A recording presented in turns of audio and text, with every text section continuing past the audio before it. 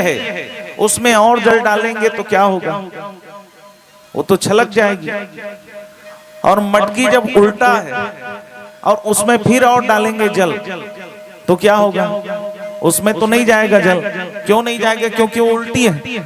तो कथा भी वही व्यक्ति श्रवण कर सकता है जो खाली मटकी के समान आता है। उल्टी मटकी के समान और भरी हुई मटकी के समान कोई कथा में आता है तो कथा को वो श्रवण नहीं कर सकता। भरी मटकी माने हमने तो शिव पुराण की कथा सुन ली है भैया, हमको तो ये पता है ये कथा अब ये होगी, ऐसा मन में पहले ही भाव आ गया, तो कितना भी हम सुनाएं क्या वो धारण हो पाएगा, नहीं हो पाएगा। जैसी भरी हुई मटकी है वो छलक जाती है, उसी प्रकार से अहंकार यदि भरा हुआ है तो कथा नहीं बैठ पाती।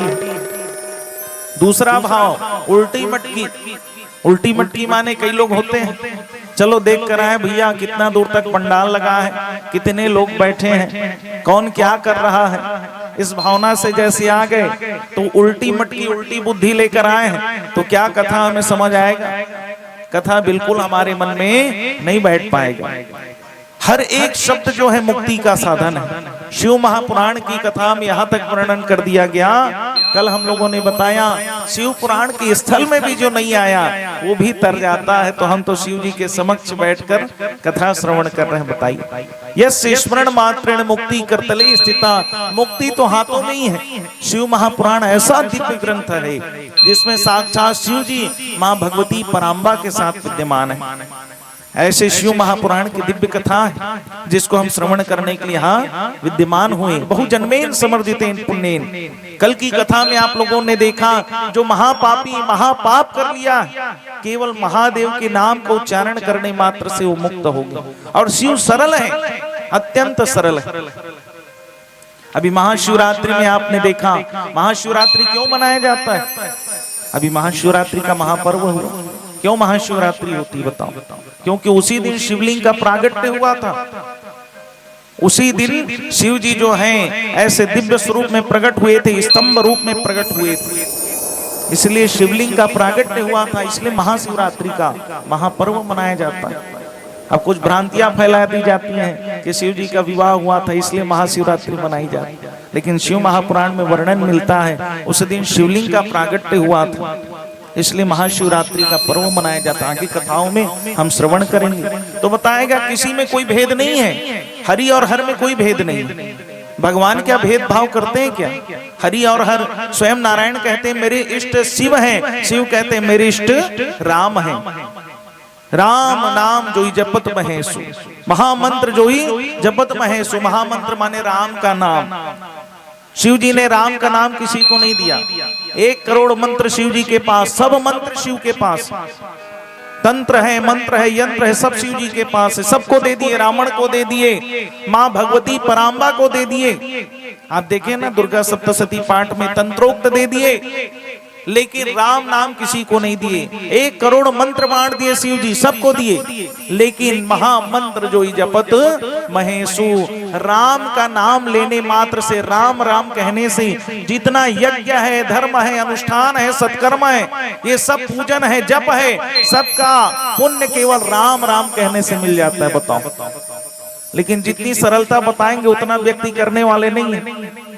अभी बताएगा महाकुंभ में जो नहीं जा पाए तो कथाओं में हमने कहा गौ, जब आप देखते हैं गाय, गौ माता जब गांव में होती है, गोधुली बेला में उनका आगमन होता है घर में, तो सायं काल में जब गौ माता को लेकर आते हैं ना, तो गोधुली बेला आप सब देखते हैं शादी के कार्डों में सब लिखा रहता है गोधुली बेला में पानी ग्रहण। भले नहीं होता वो अलग बात है, लेकिन लिखा जरूर रहता है।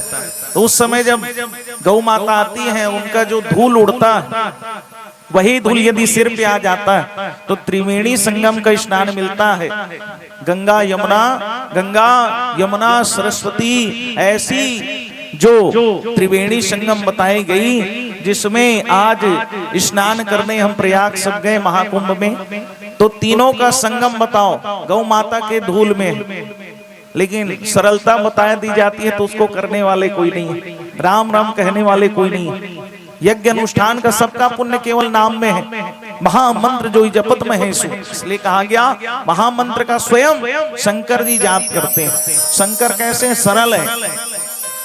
शंकर जी कैसे सरल है बताइए, कितने सरल है शंकर जी, इतने सरल है कि जो व्यक्ति कुछ लेकर भी नहीं गया, शिव के स्थान को, शिवालय का दर्शन कर ले, शिवालय में शिव का भी दर्शन नहीं हो पाया, शिखर का दर्शन हो गया, तब भी सभी पाप क्षय हो जाते हैं। शिखर दर्शनम सर्व पाप नाशनम, ऐसे शिव जी हैं।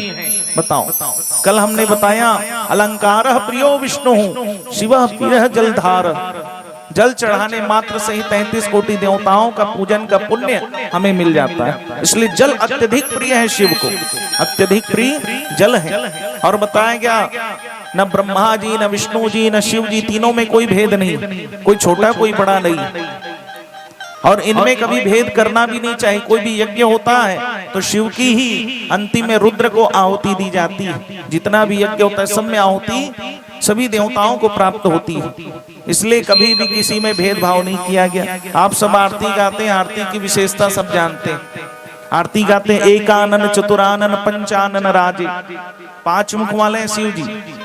ओम शब्द का जब नाद हुआ ना तो 5 अक्षर से ओम बना है, आ ओ मा नाद और स्वर ध्वनि 5 से बना ओमकार, और इसी ओम से 5 अक्षर फिर निकले, नमः शिवाय, ये 5 अक्षर फिर निकले। तो इसी को कहा गया एकानन चतुरानन पंचानन राजे। एकानन माने कौन है? एकानन, एकानन माने विष्णु जी, चतुरानन माने ब्रह्मा जी, ब्रह्मा जी के 4 मुख, अब पंचानन माने 5 अक्षर किसका बताएं अभी? शिव जी।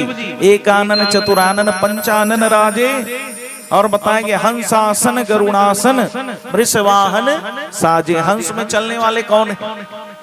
कौन चलते हैं हंस में? शिव जी, विष्णु जी, ब्रह्मा जी। हंसासन गरुड़ासन, गरुड़ में चलने वाले, गरुड़ में चलने वाले कौन है? विष्णु जी। अब वृषवाहन साजे, नंदी में शिव जी। ये आरती की विशेषता देखिए, कभी भेदभाव नहीं है। ये आरती हम करते हैं, आरती कोई सामान्य नहीं है, आरती की विशेषता बताई गई। इसी को बताएंगे 2 भुज 4 चतुर्भुज 10 भुज यति सोए। 2 भुजा वाले हैं,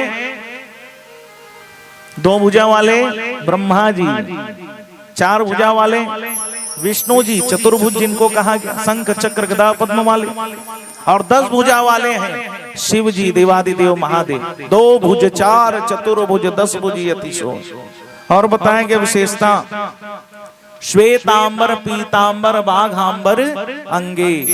श्वेत पहनने वाले ब्रह्मा जी हैं, पीला रंग किसको प्रिय है? विष्णु जी को। पीतांबर और बाघांबर पहनने वाले देवादिदेव महादेव। देखिए आरती की कितनी विशेषता है। आरती जो करते हैं वो सामान्य नहीं होती।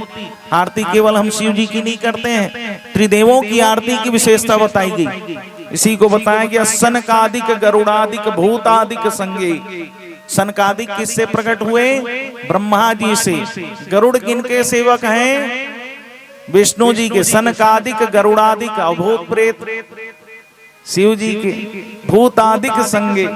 और बताया गया जग करता, रचने वाले, जग करता और जग धरता और जग सहार करता, तीनों के बारे में बताएं। रचने वाले कौन है? ब्रह्मा जी। पालन करने वाले विष्णु जी। सहार करने वाले शिव जी। बताओ आरती की विशेषता। और इसी को बताया गया ब्रह्मा विष्णु सदा शिव जानत यह विवेका। इसमें केवल शिव जी का नाम लिया गया है क्या? बताओ, केवल शिव जी कहा गया? ब्रह्मा जी, विष्णु जी और शिव जी, तीनों का नाम लिया गया है। आरती जो करते हैं ना, त्रिदेवों की आरती की विशेषता बताया गया। हम जाने तो आरती किस प्रकार से होती है, आरती करते हैं तो इसका पुण्य क्या मिलता है, हम इसी को बताया गया। प्रणवाक्षर के मध्य यह तीनों एका। तीनों को अलग नहीं कहा गया। प्रणव माने ओम, ओम अक्षर के मध्य में तीनों एक हैं, और इसलिए कहा गया त्रिगुण स्वामी जी की आरती। तीनों की आरती होती, त्रिदेवों की आरती होती है। आरती की विशेषता। इसलिए जब भी हम शिव जी का पूजन करते हैं तो बताया गया हरि और हर में कभी भेद नहीं है। आगे की कथाओं में हम सुनेंगे। भाव जहां प्रबल है वहीं शिव है। शिव कैसे हैं? सरल हैं। भाव की प्रबलता देखते हैं। आपको मंत्र आए चाहे ना आए, आपकी भावना क्या है, आप कैसे गए। भावना में भाव नहीं तो भावना बेकार है, और भावना में भाव है तो भाव से बेड़ा पार है। बोलो देवादिदेव महादेव की। तो आइए बड़े भाव से शिव जी का भजन करते हैं, फिर कथा में प्रवेश करेंगे। कथा का कितना दिन बीत गया?